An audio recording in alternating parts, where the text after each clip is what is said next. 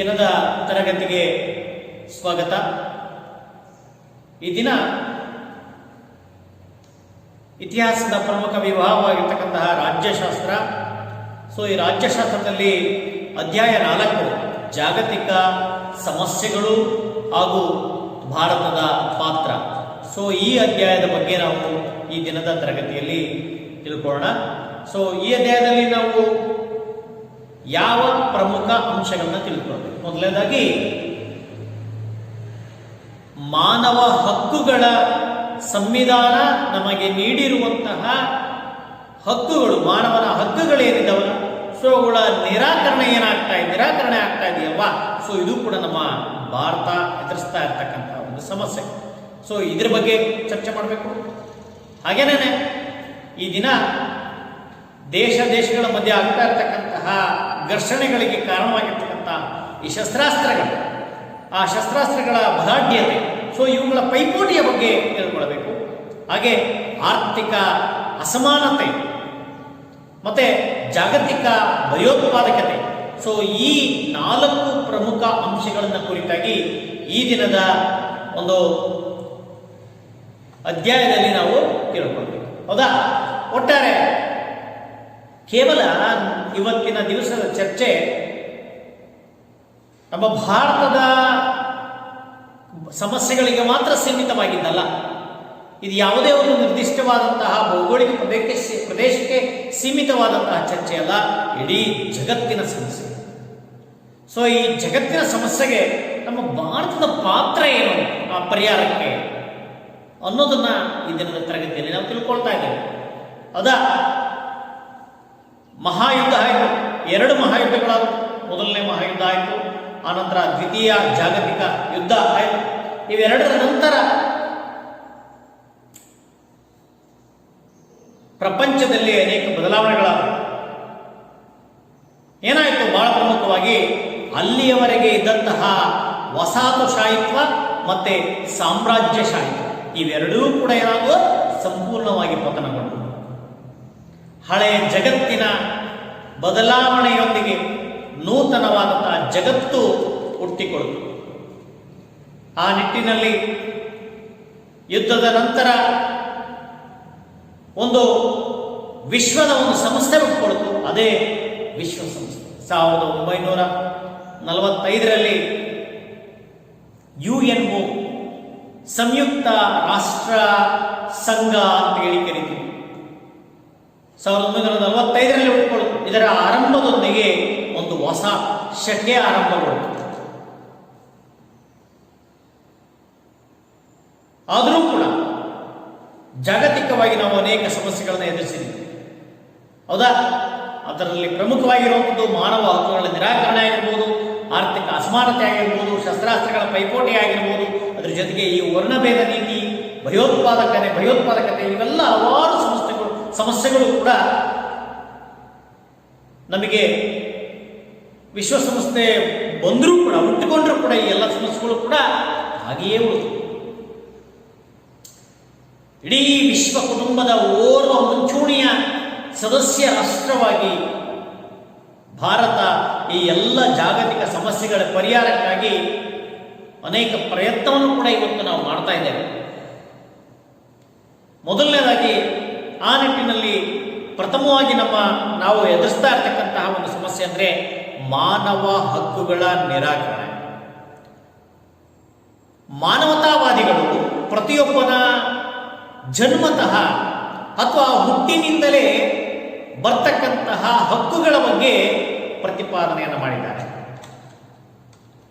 ಆದರೆ ದುರಾದೃಷ್ಟವಶಾತ್ ಪ್ರಪಂಚದ ಬಹುತೇಕ ಮಂದಿ ಸುದೀರ್ಘವಾದಂತಹ ಕಾಲ ಅವಧಿಯಲ್ಲಿ ಈ ಮಾನವ ಹಕ್ಕುಗಳನ್ನು ಪಾಪ ಅನುಭವಿಸಿಯೇ ಇಲ್ಲ.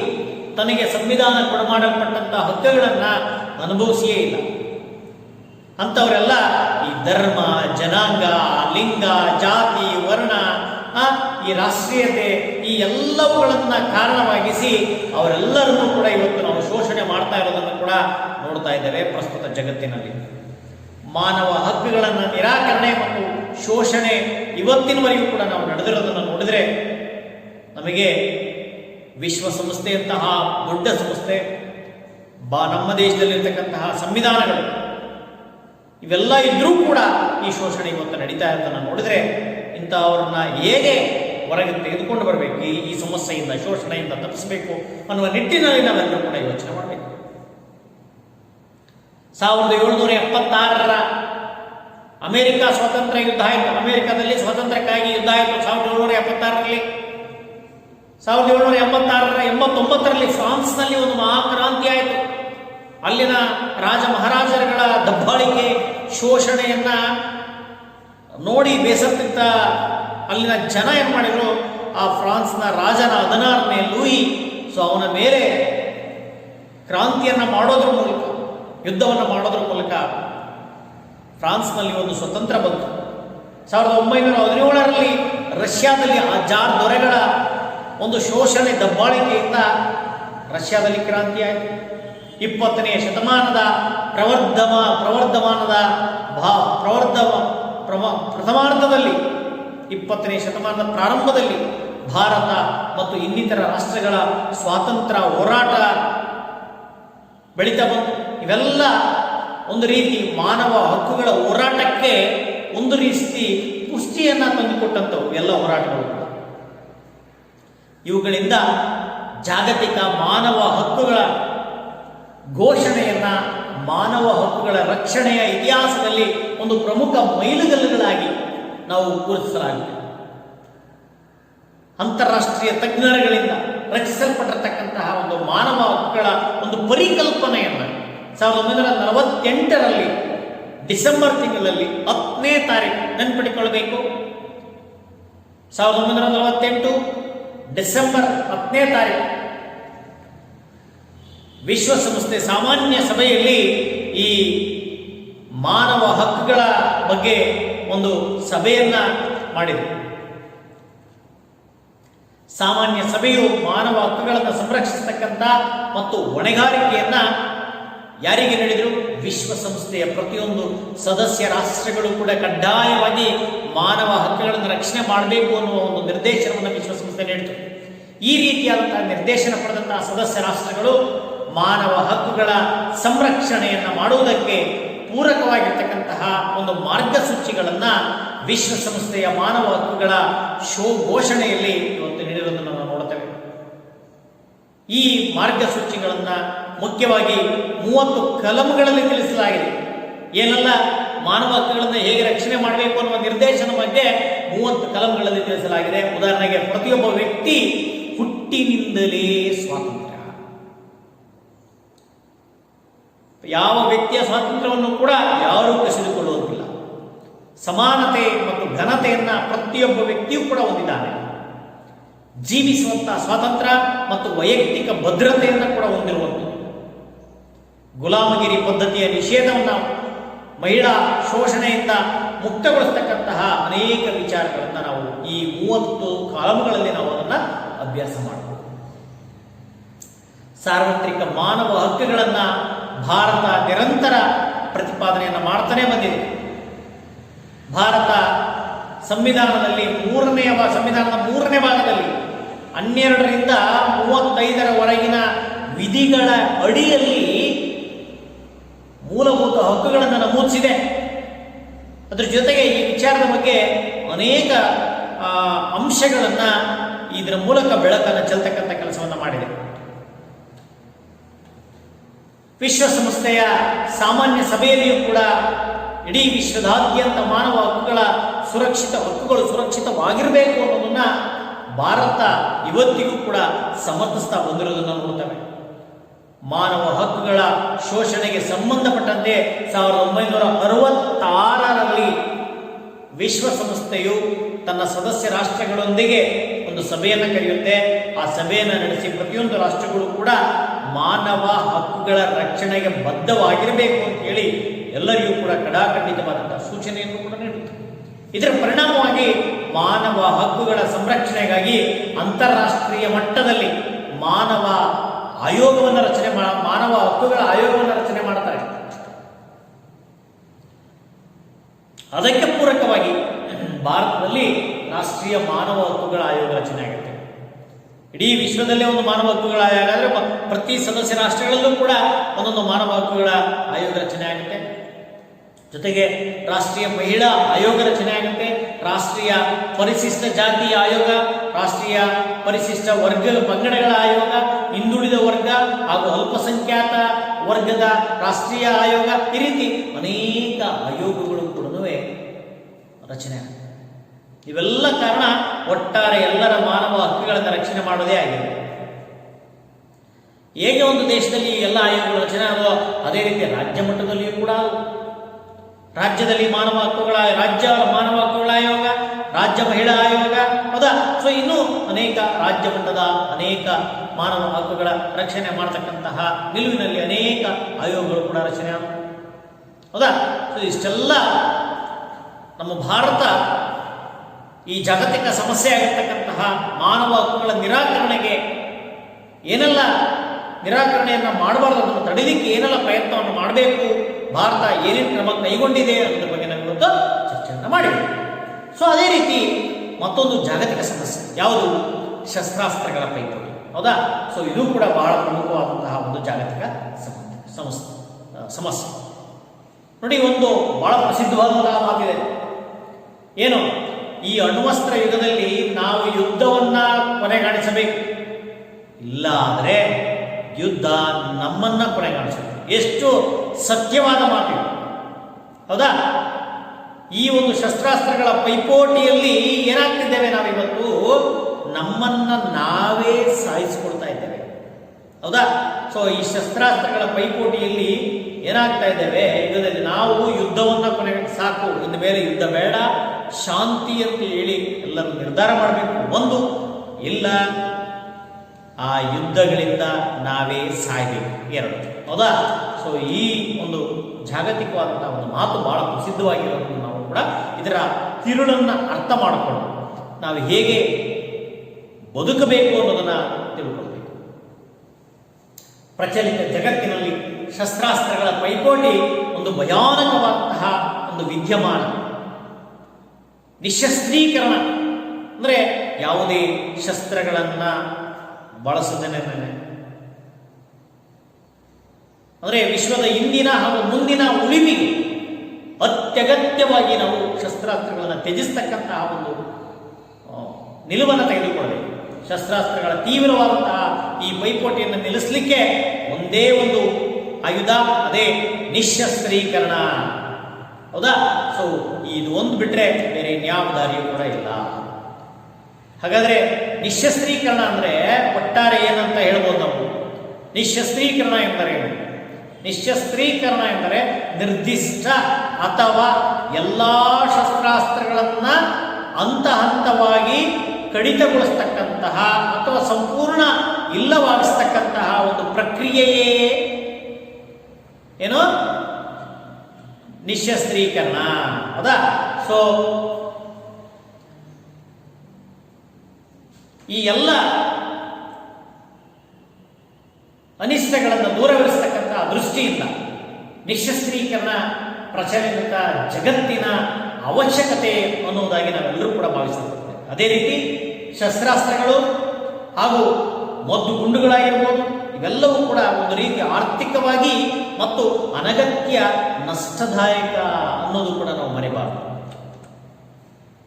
ಅಮೆರಿಕದ ಅಧ್ಯಕ್ಷ ಆಗ ಐಸನ್ಹೋವರ್ ಒಮ್ಮೆ ಅವರು ಹೇಳ್ತಾರೆ, ಏನ್ ಹೇಳ್ತಾರೆ? ಶಸ್ತ್ರಗಳನ್ನು ಹೊಂದಿದ್ದ ಈ ಜಗತ್ತು ಕೇವಲ ಹಣವನ್ನು ಮಾತ್ರ ಪೋಲು ಮಾಡಲ್ಲ. ಅಂದ್ರೆ ಶಸ್ತ್ರಾಸ್ತ್ರಗಳ ಉತ್ಪಾದನೆಗೆ ಏನ್ ಬೇಕು? ಹಣ ಬೇಕು, ಹೌದಾ? ಸೊ ಹಣ ಬರೀ ಶಸ್ತ್ರಾಸ್ತ್ರಗಳ ಉತ್ಪಾದನೆಯನ್ನು ಮಾಡಲಿಕ್ಕೆ ಮಾತ್ರ ಹಣ ಪೋಲು ಆಗ್ತಾ ಇಲ್ಲ, ಬದಲಾಗಿ ಆ ಉತ್ಪಾದನೆ ಮಾಡಲಿಕ್ಕೆ ಬೇಕಾದಂತಹ ಅದರ ಹಿನ್ನೆಲೆ ಇರ್ತಕ್ಕಂತಹ ಎಲ್ಲ ಕಾರ್ಮಿಕರ ಬೆವರನ್ನ, ವಿಜ್ಞಾನಿಗಳ ಬುದ್ಧಿವಂತಿಕೆಯನ್ನ ಮತ್ತು ಮಕ್ಕಳ ಭವಿಷ್ಯ ಅಥವಾ ಆಸೆಗಳನ್ನ ವ್ಯಯಗೊಳಿಸುತ್ತೆ ಅಂತ ಹೇಳಿ ಅಮೆರಿಕದ ಅಧ್ಯಕ್ಷರಾಗಿರ್ತಕ್ಕಂಥ ಐಸನ್ಹೋವರ್ ಅವರು ಈ ರೀತಿ ಒಂದು ಮಹತ್ತರವಾದ ಎಂಥ ಮಾತು, ಹೌದಾ? ಎಂಥ ಅನುಭವದ ಮಾತು, ಅಂತಹ ಒಂದು ಮಾತನ್ನ ಐಸನ್ಹೋವರ್ ಅವರು ಆ ದಿನದಲ್ಲಿ ಹೇಳಿದರು, ಹೌದಾ? ಸೊ ಅಣ್ವಸ್ತ್ರ ಮತ್ತು ಈ ನ್ಯೂಕ್ಲಿಯರ್ ಬಾಂಬುಗಳ ತಯಾರಿಕೆಯೊಂದಿಗೆ, ಅಣ್ವಸ್ತ್ರ ಅಥವಾ ಈ ನ್ಯೂಕ್ಲಿಯರ್ ಬಾಂಬ್ಗಳ ತಯಾರಿಕೆಯೊಂದಿಗೆ ನಿಶಸ್ತ್ರೀಕರಣ ಅಥವಾ ಶಸ್ತ್ರ ನಿಯಂತ್ರಣದ ಪ್ರಶ್ನೆ ತೀರಾ ಗಂಭೀರವಾಗಿ ಇದನ್ನು ಪರಿಗಣಿಸ್ತಾರೆ. ಭಾರತ ಒಂದು ಶಾಂತಿಪ್ರಿಯ ರಾಷ್ಟ್ರವಾಗಿರೋದರಿಂದ ಶಸ್ತ್ರಾಸ್ತ್ರಗಳ ನಿಯಂತ್ರಣವನ್ನು ಪ್ರತಿಪಾದಿಸ್ತಾ ಇದೆ. ಮುಂದಿನ ಜಾಗತಿಕ ಸುರಕ್ಷತೆಯ ದೃಷ್ಟಿಯಿಂದ ಯುದ್ಧಗಳ ನಿವಾರಣೆಯನ್ನು ತುಂಬ ಅವಶ್ಯಕವಾಗಿ ಮಾಡಬೇಕಿದೆ. 1963ರ ಬಳಿಕ ಅಮೆರಿಕ ಸಂಯುಕ್ತ ಸಂಸ್ಥಾನ ಹಾಗೂ ಸೋವಿಯತ್ ರಷ್ಯಾ ಹಲವಾರು ದ್ವಿಪಕ್ಷೀಯ ಒಪ್ಪಂದಗಳನ್ನು ಮಾಡಿಕೊಂಡಿದೆ ಮುಂದಿನ ಜಾಗತಿಕ ಸುರಕ್ಷತೆಯ ದೃಷ್ಟಿಯಿಂದ. ಹೌದಾ? ಸೊ ಇವನ್ನೆಲ್ಲ ಒಪ್ಪಂದಗಳನ್ನು ಮಾಡಿಕೊಂಡು ಆದರೂ ಕೂಡ ಈಗಲೂ ಕೂಡ ಎರಡರ ಮಧ್ಯೆ ಅನೇಕ ಶೀತಲ ಸಮರ ನಡೀತಾ ಇದೆ. ಹೌದಾ? ನಿರ್ಣಯಾತ್ಮಕವಾದಂತಹ ಶಸ್ತ್ರ ನಿಯಂತ್ರಣ ಒಪ್ಪಂದವನ್ನು ಮಾಡಿದ್ರು. ಸಾಲ್ಟ್ ಅಂತ ಹೇಳಿ SALT, ಪಾಕ್ಷಿಕ ಪ್ರಯೋಗ ನಿಷೇಧ ಒಪ್ಪಂದ ಮಾಡಿಕೊಂಡ್ರು. ಸಮಗ್ರ ಪರೀಕ್ಷಣಾ ನಿಷೇಧ ಒಪ್ಪಂದ ಮಾಡಿಕೊಂಡ್ರು. CTBT ಅಂತ ಹೇಳಿ ಕರಿತೀವಿ. ಹೌದಾ? ಇವೆಲ್ಲ ಒಪ್ಪಂದಗಳು ಕೂಡ ಯಾವುದು ಕೂಡ ಬಲಿಕೆಯ ನಿಷೇಧದ ಒಪ್ಪಂದ. ಇವುಗಳು ಯಾವುದೂ ಕೂಡ ತಡೆಗಟ್ಟಲಿಕ್ಕೆ ಸಾಧ್ಯ ಆಗಿಲ್ಲ. ಹೌದಾ? ಹೀಗೆ ಪರಸ್ಪರ ನಿಶ್ಚಿತ ನಾಶದ ವಿರುದ್ಧ ಭಾರತ ಸೇರಿ ಎಲ್ಲ ರಾಷ್ಟ್ರಗಳು ಕೂಡ ಇವತ್ತು ಪ್ರಯತ್ನ ಮಾಡಬೇಕಾಗಿರೋದು ಅವಶ್ಯಕವಾಗಿದೆ. ವಿಶ್ವ, ಹೌದಾ? ಸೊ ಇಡೀ ವಿಶ್ವವೇ ಈ ಶಸ್ತ್ರಾಸ್ತ್ರಗಳ ಪೈಪೋಟಿಯನ್ನು ನಿಲ್ಲಿಸದೆ ಹೋದರೆ ನಮ್ಮನ್ನು ನಾವಿವತ್ತು ಕೊನೆಗಾಣಿಸ್ಕೊಳ್ಬೇಕಾಗಿದೆ ಅಂತಹ ಒಂದು ಪರಿಸ್ಥಿತಿ ಬರುತ್ತೆ. ಹೌದಾ? ಇಷ್ಟು ಶಸ್ತ್ರಾಸ್ತ್ರಗಳ ಪೈಪೋಟಿ ಇಂದ ಏನೆಲ್ಲ ನಮ್ಮ ಜಾಗತಿಕ ಸಮಸ್ಯೆ ಉಂಟಾಗುತ್ತೆ ಅನ್ನೋದ್ರ ಬಗ್ಗೆ ನಾವು ಇವತ್ತು ಅಧ್ಯಯನ ಮಾಡ್ತೀವಿ. ಅದ್ರ ಜೊತೆಗೆ ಮತ್ತೊಂದು ಜಾಗತಿಕ ಸಮಸ್ಯೆ ಆಗಿರ್ತಕ್ಕಂತಹ ಆರ್ಥಿಕ ಅಸಮಾನತೆ. ಹೌದಾ? ನೋಡಿ, ವಿಶ್ವದ ಕುಟುಂಬದ ಸದಸ್ಯರಲ್ಲಿ ಪರಸ್ಪರವಾದಂತಹ ಆರ್ಥಿಕ ಅಸಮಾನತೆಯು ಒಂದು ದೊಡ್ಡ ಸಮಸ್ಯೆಯಾಗಿ ನಮಗೆ ಇವತ್ತು ಪರಿಗಣಿಸಿದ್ದೇವೆ. ಇದು ವಸಾಹತುಶಾಹಿತ್ವ ಮತ್ತು ಸಾಮ್ರಾಜ್ಯಶಾಹಿತ್ವದ ಒಂದು ಐತಿಹಾಸಿಕ ನೆಲೆಯ ಬಳುವಳಿ ಅಂತ ಹೇಳಿ ನಾವು ಇವತ್ತು ಭಾವಿಸಬೇಕಾಗಿದೆ. ಯುರೋಪಿಯನ್ ದೇಶಗಳು ಈ ಆಫ್ರಿಕಾ, ಏಷ್ಯಾ ಮತ್ತೆ ಲ್ಯಾಟಿನ್ ಅಮೇರಿಕನ್ ರಾಷ್ಟ್ರಗಳಲ್ಲಿ ತಮ್ಮ ವಸಾಹತುಗಳನ್ನು ಸ್ಥಾಪನೆ ಮಾಡಿದರು. ಯುರೋಪಿಯನ್ ರಾಷ್ಟ್ರಗಳು ಎಲ್ಲೆಲ್ಲಿ? ಆಫ್ರಿಕಾದಲ್ಲಿ, ಏಷ್ಯಾ ನಮ್ಮ ಖಂಡರಲ್ಲೂ, ನಮ್ಮ ದೇಶದಲ್ಲಿ, ಮತ್ತೆ ಲ್ಯಾಟಿನ್ ಅಮೇರಿಕನ್ ರಾಷ್ಟ್ರಗಳಲ್ಲಿ ಅಲ್ಲೆಲ್ಲ ವಸಾಹತುಗಳನ್ನು ಸ್ಥಾಪನೆ ಮಾಡಿದರು. ಈ ಸಾಮ್ರಾಜ್ಯಶಾಹಿತ್ವದ ಕೈ ಕೆಳಗೆ ಇದ್ದಂತಹ ರಾಷ್ಟ್ರಗಳು ಆರ್ಥಿಕವಾಗಿ ತೀರಾ ಹಿಂದುಳಿದವು. 20ನೇ ಶತಮಾನದ ಪೂರ್ವ ಭಾಗದವರೆಗೆ ಅವರ ಪ್ರಗತಿ ಬಹಳ ಕುಂಠಿತವಾದಂತಹ ಪ್ರಗತಿ ಇತ್ತು. ಸ್ವಾತಂತ್ರ್ಯ ನಂತರ ಏಷ್ಯಾ ಹಾಗೂ ಆಫ್ರಿಕಾದ ರಾಷ್ಟ್ರಗಳು ಅಭಿವೃದ್ಧಿ ಸಾಧಿಸಲಿಕ್ಕೆ ಪ್ರಯತ್ನವನ್ನು ಮಾಡಿದವು. ಆದರೆ ಕೃಷಿ, ಕೈಗಾರಿಕೆ, ಸಾರಿಗೆ ಮತ್ತು ಸಂಪರ್ಕ, ವಿಜ್ಞಾನ, ಶಿಕ್ಷಣ, ಆರೋಗ್ಯ ಎಲ್ಲ ಕ್ಷೇತ್ರಗಳಲ್ಲಿಯೂ ಕೂಡ ಪ್ರಗತಿಯನ್ನು ಸಾಧಿಸಲಿಕ್ಕೆ ಆರ್ಥಿಕ ಅಡಚಣೆ ತಲೆದೋರಿತು. ಹಾಗಾಗಿ ವಿದೇಶಿ ಆರ್ಥಿಕ ಸಹಕಾರ ಇವುಗಳಿಗೆ ತೀರಾ ಅವಶ್ಯಕ ಅಂತೇಳಿ ಕಂಡು ಬಂತು. ಹಾಗಾಗಿ ಆರ್ಥಿಕವಾಗಿ ಹಿಂದುಳಿದಂತಹ ರಾಷ್ಟ್ರಗಳಿಗೆ 1945ರ ನಂತರ ರಾಜಕೀಯ ಧ್ರುವೀಕರಣವನ್ನು ಆಧರಿಸಿ, ಅಂದರೆ ಯಾವ್ಯಾವ ದೇಶಗಳು ಯಾವ್ಯಾವ ಪಕ್ಷವನ್ನು ವಹಿಸಿದ್ರು. ಹೌದಾ? ಒಂದು ಅಮೆರಿಕ ಸಂಯುಕ್ತ ಸಂಸ್ಥಾನವನ್ನು, ಪ್ರಜಾಪ್ರಭುತ್ವವನ್ನು ಹೊಂದಿರತಕ್ಕಂಥ, ಬುನಾದಿಯಾಗಿ ಹೊಂದಿರತಕ್ಕಂತಹ, ಹಿನ್ನೆಲೆಯನ್ನು ಹೊಂದಿರತಕ್ಕಂತಹ ಅಮೆರಿಕ ಸಂಯುಕ್ತ ಸಂಸ್ಥಾನ, ಇನ್ನೊಂದು ಕಡೆಗೆ ಸೋವಿಯತ್ ರಷ್ಯಾದ ಒಂದು ಗುಂಪು. ಹೌದಾ? ಸೊ ಇನ್ನೊಂದು ಕಡೆಗೆ ಅಲಿಪ್ತ ನೀತಿಯನ್ನು ಬೆಂಬಲಿಸ್ತಕ್ಕಂತಹ ದೇಶಗಳು. ಹೌದಾ? ಸೊ ಹೀಗೆ ಎರಡು ಪ್ರಮುಖ ಗುಂಪುಗಳ ಸಹಾಯ ನೀಡಲಿಕ್ಕೆ ಆರಂಭಿಸಿದ್ರು. ಆದರೆ ಈ ರಾಷ್ಟ್ರಗಳ ಬಡತನ ಮತ್ತು ಮುಂದುವರೆದಂತಹ ದೇಶಗಳ ರಾಜಕೀಯ ಸ್ವಾರ್ಥದ ಸಾಧನೆಗೆ ಅದು ಒಂದು ರೀತಿ ಪರಿಣಮಿಸಿತು. ನೋಡ್ರಿ, ಆ ಎರಡೂ ಪ್ರಮುಖ ದೇಶಗಳು ಅಮೆರಿಕ ಮತ್ತು ರಷ್ಯಾ, ಈ ಎರಡೂ ಕೂಡ ತಮ್ಮನ್ನ ಯಾರು ಬೆಂಬಲಿಸ್ತಾರೋ ಅಂಥ ದೇಶಗಳಿಗೆ ಹಣಕಾಸನ್ನ ನೆರವನ್ನು ನೀಡಲಿಕ್ಕೆ ಪ್ರಾರಂಭ ಮಾಡಿದರು. ಆ ನಿಟ್ಟಿನಲ್ಲಿ ಅವರಿಗೆ ಆರ್ಥಿಕವಾಗಿ ಅನುಕೂಲನೂ ಆಗಿರಬಹುದು. ಆದರೆ ಆ ಆರ್ಥಿಕವಾಗಿ ಅನುಕೂಲವನ್ನು ಮಾಡಿಕೊಳ್ಳುವ ನಿಟ್ಟಿನಲ್ಲಿ ಅವರಿಂದ ಇನ್ನೂ ಕೂಡ ಅನೇಕ ಪ್ರತಿಫಲಾಪೇಕ್ಷೆಯನ್ನು ಬಯಸಿಯೇ ಆರ್ಥಿಕ ಒಂದು ನೆರವನ್ನು ನೀಡಿದ್ರು ಅನ್ನೋದು ಕೂಡ ಇಲ್ಲಿ ಬಹಳ ಪ್ರಮುಖವಾದಂತಹ ವಿಚಾರ. ಮುಂದಿನ ಕಾಲಘಟ್ಟದಲ್ಲಿ ಭಾರತ ಅಲಿಪ್ತ ನೀತಿಗಳನ್ನು ಜಗತ್ತಿನಲ್ಲಿ ಮುಂದುವರಿಸ್ತಾ ಹೋಯಿತು. ಯಾವುದೇ ಷರತ್ತುಗಳೇ ಇಲ್ಲದೆ ಮುಂದುವರೆದ ದೇಶಗಳು ಬಡ ರಾಷ್ಟ್ರಗಳಿಗೆ ಆರ್ಥಿಕ ನೆರವು ನೀಡಬೇಕೆಂಬಂತಹ ನೀತಿಯನ್ನ ಭಾರತ ಪ್ರತಿಪಾದಿಸಿತು. ತನ್ನ ಮೂಲಕ ಹಿಂದುಳಿದ ರಾಷ್ಟ್ರಗಳ ಆತ್ಮಗೌರವವನ್ನು ಭಾರತ ಎತ್ತಿ ಹಿಡಿಯಲಿಕ್ಕೆ ಸಹಕಾರವನ್ನು ನೀಡಿತು. ಅದರೊಂದಿಗೆ ಶ್ರೀಮಂತ ರಾಷ್ಟ್ರಗಳ ಬಂಡವಾಳವೂ ಕೂಡ ಬಡ ರಾಷ್ಟ್ರಗಳಿಗೆ ಅರಿದು ಬರುವಂತೆ ಏನೆಲ್ಲ ಪ್ರಯತ್ನ ಮಾಡಬೇಕು ಅದೆಲ್ಲ ಭಾರತ ಪ್ರಯತ್ನವನ್ನು ಮಾಡಿತು. ಅದನ್ನ ಒಂದು ತೃತೀಯ ಜಗತ್ತು ಎಂಬ ವಿಚಾರವೇ ಈ ಬಡ ರಾಷ್ಟ್ರಗಳು. ತೃತೀಯ ಜಗತ್ತು ಅಂತ ಏನು ಕರಿತೀವಲ್ವಾ, ಸೊ ಅವೆಲ್ಲ ಈ ಬಡ ರಾಷ್ಟ್ರ. ಒಂದು ಕಡೆಗೆ ರಷ್ಯಾ, ಇನ್ನೊಂದು ಕಡೆಗೆ ಅಮೆರಿಕ, ಮತ್ತೊಂದು ಕಡೆಗೆ ತೃತೀಯ ಜಗತ್ತು, ಅದೇ ಈ ಬಡ ರಾಷ್ಟ್ರಗಳು. ಹೌದಾ? ಈ ಅಂಶವನ್ನ ಭಾರತ ವಿಶ್ವಕ್ಕೆ ಎತ್ತಿ ತೋರಿಸಿತು. ಬಡ ದೇಶಗಳು ಆಹಾರ, ಬಂಡವಾಳ, ತಾಂತ್ರಿಕತೆ, ಆರೋಗ್ಯ, ಸಲಕರಣೆ, ಸೊ ಇನ್ನು ಉನ್ನತ ವ್ಯಾಸಂಗದ ಅವಕಾಶಗಳು ಮುಂತಾದಂತಹ ಕೊರತೆಯಿಂದ ಹೊರಬರಲಿಕ್ಕೆ ಪ್ರಯತ್ನಿಸ್ತಾ ಇವೆ. ಅದೇ ರೀತಿ ಅನ್ಯ ರಾಷ್ಟ್ರಗಳಲ್ಲಿನ ಅನಗತ್ಯ ವೆಚ್ಚ, ಮುಕ್ತವಾದಂತಹ ವ್ಯಾಪಾರ, ಅಸಮರ್ಪಕ ಪೈಪೋಟಿ, ಜಾಗತೀಕರಣ ಮುಂತಾದಂತಹ ವಿದ್ಯಮಾನಗಳು ಬಡ ರಾಷ್ಟ್ರಗಳ ಮೇಲೆ ಒಂದು ರೀತಿ ಹಲವು ಬಾರಿ ದುಷ್ಪರಿಣಾಮವನ್ನು ಕೂಡ ಇವತ್ತು ಬೀರ್ತಾ ಇದೆ. ಅದೇ ರೀತಿ ಅನ್ಯ ರಾಷ್ಟ್ರಗಳಿಂದ ಅನಗತ್ಯ ವೆಚ್ಚಗಳು ಕೂಡ ಒಂದು ರೀತಿ ಬೇರೊಂದು ದೇಶಗಳ ಮೇಲೆ ಪ್ರಭಾವ ಬೀರ್ತಾ ಇದೆ. ಹೌದಾ? ಇವೆಲ್ಲವನ್ನ ನೀಗಿಸುವಲ್ಲಿ ವಿಶ್ವಸಂಸ್ಥೆ ಹಾಗೂ ಮುಂದುವರೆದಂತಹ ರಾಷ್ಟ್ರಗಳು ಪೂರಕವಾಗಿ ಯತ್ನಿಸಬೇಕಾಗಿರುವಂಥದ್ದು ಕೂಡ ಇಲ್ಲಿ ಗಮನಾರ್ಹವಾದ ಅಂಶ. ಭಾರತ ಒಂದು ಪ್ರಗತಿಪರ ರಾಷ್ಟ್ರವಾಗಿ ವಿಶ್ವ ಕುಟುಂಬದ ಎಲ್ಲ ರಾಷ್ಟ್ರಗಳ ಮಧ್ಯೆ ಆರ್ಥಿಕ ನ್ಯಾಯ ಮತ್ತು ಸಮಾನತೆಯನ್ನು ಪ್ರತಿಪಾದನೆ ಮಾಡ್ತಾ ಬಂದಿದೆ. ಹೌದಾ? ಸೊ ಇಷ್ಟು ನಿಮಗೆ ಜಾಗತಿಕ ಸಮಸ್ಯೆಗಳು ಮತ್ತೆ ಅವುಗಳಿಗೆ ಭಾರತ ಯಾವ ರೀತಿ ಪರಿಹಾರವನ್ನು ಮಾಡ್ತಾ ಬಂತು ಅನ್ನೋದನ್ನು ಕೂಡ ನೋಡಿ. ಅದ್ರ ಜೊತೆಗೆ ಮತ್ತೊಂದು ಬಹಳ ದೊಡ್ಡ ಒಂದು ಸಮಸ್ಯೆ ಅಂತ ಹೇಳಿದ್ರೆ ಭಯೋತ್ಪಾದಕತೆ. ಹೌದಾ? ಇವತ್ತಿನ ದಿವಸ ನಾವು ರಾತ್ರಿ ಮಲ್ಕೊಂಡ್ರೂ ಕೂಡ ಆ ಭಯೋತ್ಪಾದನೆಯ ನೆರಳಿನಲ್ಲಿ ಇವತ್ತು ನಾವು ಬದುಕ್ತಾ ಇದ್ದೀವಿ. ಹೌದಾ? ಸೊ ಆ ನಿಟ್ಟಿನಲ್ಲಿ ಈ ಕೇವಲ ನಮ್ಮ ಭಾರತ ದೇಶಕ್ಕೆ ಮಾತ್ರ ಸೀಮಿತವಾದಂಥದ್ದಲ್ಲ ಈ ಭಯೋತ್ಪಾದಕತೆ. ಎಲ್ಲ ದೇಶಗಳು ಕೂಡ ದೊಡ್ಡ ದೊಡ್ಡ ಅಮೇರಿಕ,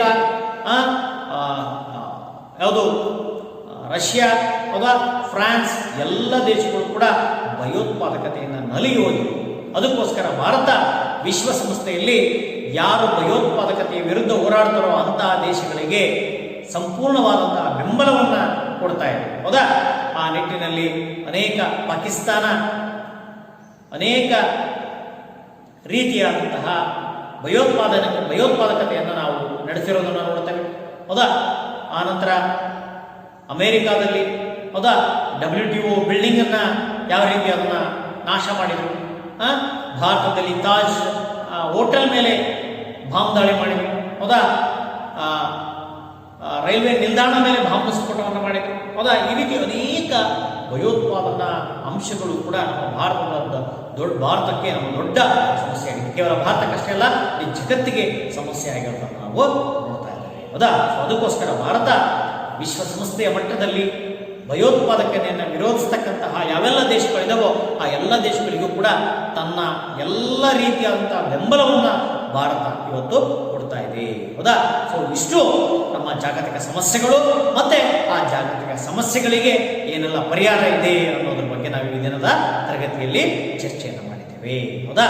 ಸೊ ಒಟ್ಟಾರೆ ಈ ದಿನದ ತರಗತಿಯಲ್ಲಿ ಯಾವೆಲ್ಲ ಅಂಶಗಳು ನಿಮಗೆ ಅರ್ಥ ಮಾಡ್ಕೊಂಡಿದ್ದೀರಾ, ಯಾವುದೆಲ್ಲ ಅರ್ಥ ಮಾಡ್ಕೊಂಡಿಲ್ಲ ಅದನ್ನು ಒಂದು ಪಟ್ಟಿ ಮಾಡ್ಕೊಳ್ಳಿ. ಮತ್ತೊಮ್ಮೆ ಈ ವಿಡಿಯೋವನ್ನು ರಿವೈಂಡ್ ಮಾಡಿ ನೋಡಿ. ಇಷ್ಟ ಆದರೆ ಲೈಕ್ ಮಾಡಿ, ಶೇರ್ ಮಾಡಿ, ಸಬ್ಸ್ಕ್ರೈಬ್ ಮಾಡಿ. ಹೌದಾ? ಇನ್ನು ಕೆಲವೇ ದಿವಸಗಳಲ್ಲಿ ನಮ್ಮ ಶಾಲೆಗಳು ಆರಂಭ ಆಗ್ತವೆ. ಆ ಶಾಲೆ ಆರಂಭ ಆಗೋದಕ್ಕೆ ಮುಂಚಿತವಾಗಿ ನೀವೆಲ್ಲ ಪೂರ್ವ ಸಿದ್ಧತೆಯನ್ನು ಮಾಡಿಕೊಂಡು ಎಲ್ಲರೂ ಕೂಡ ಸುರಕ್ಷಿತವಾಗಿ ಶಾಲೆಗೆ ಬಂದು ಇನ್ನು ಮುಂದೆ ನೇರವಾದಂತಹ ಪಾಠ ವೀಕ್ಷಣೆಯನ್ನು ಮಾಡ್ತಕ್ಕಂತಹ ಒಂದು ಅವಕಾಶವನ್ನು ನಾವು ಮುಂದಿನ ತರಗತಿಗಳಲ್ಲಿ, ಮುಂದಿನ ದಿವಸಗಳಲ್ಲಿ ನೋಡೋಣ ಅಂತ ಹೇಳ್ತಾ ಈ ದಿನ ತರಗತಿಯನ್ನು ನಾನು ಮುಗಿಸ್ತಾ ಇದ್ದೇನೆ.